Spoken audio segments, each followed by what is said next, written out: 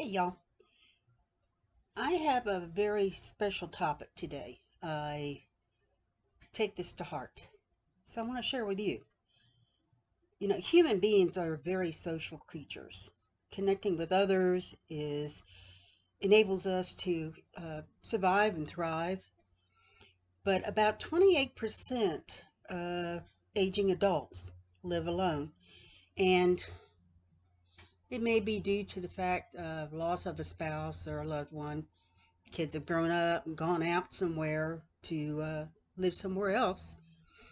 And some, though, gravitate to another workplace or to volunteer. And some do not do that. They become isolated and very lonely.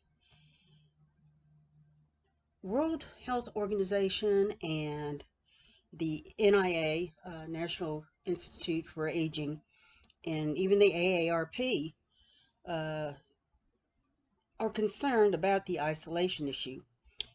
Research has been linked to higher risks of medical issues, physical and mental conditions, such as high blood pressure, obesity, uh, a deficient immune system. These conditions are things that seniors deal with. They don't always know how to deal with isolation. And because of the generation that they are, they really never had to ask for help. They were always self sufficient. They took care of themselves and they took care of everybody else. Um, so they continue to deal with isolation and loneliness. They don't know how to reach out. Seniors that return to work, though, um, fare better. And one of the reasons they returned to work was not because of financial issues. They downplayed financial motivation. Nearly all uh, people interviewed that were over the age of 65 by the director of the Adventist Community Services in Washington said that their needs for mental stimulus and social interaction were the reason they progressed on. They needed a purpose once more, a sense of purpose uh, to fulfill themselves again. There are challenges for the older people, and one of them is declining social events, engagements. Uh, Friends move away, friends go to assisted living, friends pass away, and there's a loss of independence. Transportation is also another issue. A lot of people have a physical disability or visual impairment that they can no longer drive themselves or they don't have a vehicle anymore.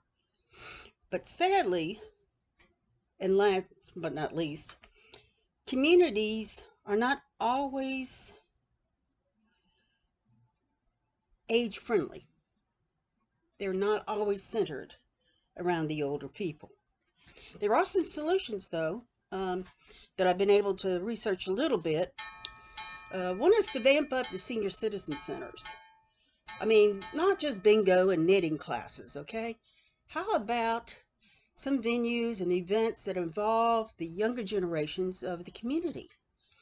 Having bazaars and carnivals is something that kids 0 to 99 all enjoy to do. Eating and laughing and cutting up, riding rides and sharing time together. They're meshing. They're meshing. And the other thing I was thinking about is to upgrade transportation. There is county sponsored transits that pick people up and they take them to doctors' offices and to senior citizen centers, take them to a social security building. But I'm thinking about a transit system that picks up people and takes them to the movies, takes them to downtown events, restaurants, so they can share with their friends. How about game nights? I mean, no matter how old you get, You love games. So I think this is an idea.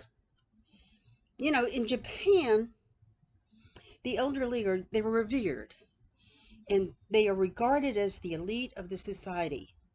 They are the keepers of history and wisdom. And that's gone through generations of the Japanese. And I don't think there is that much of that here in this country. There needs to be more respect. Aging is really a concern of mine.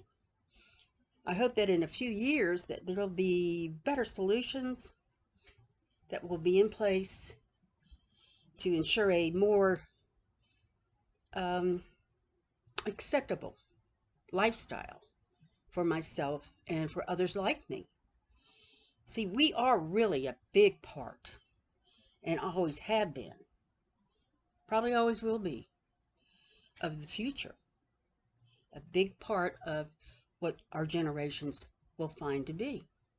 If you are lucky, you will find yourself in our shoes someday. So take care of the ones that took care of you and your parents and your grandparents.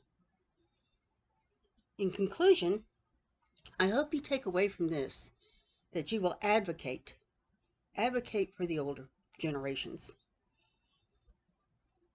Ensure that things are better for them, because by the time you get to our place, you'll be looking at the same thing, hopefully better. Gray hair and wrinkles are evidence of a life lived and knowledge gained. So don't judge a book by its cover. Read it and perhaps learn from it. As always, I wish you joy and happiness and peace. Thanks. Bye bye.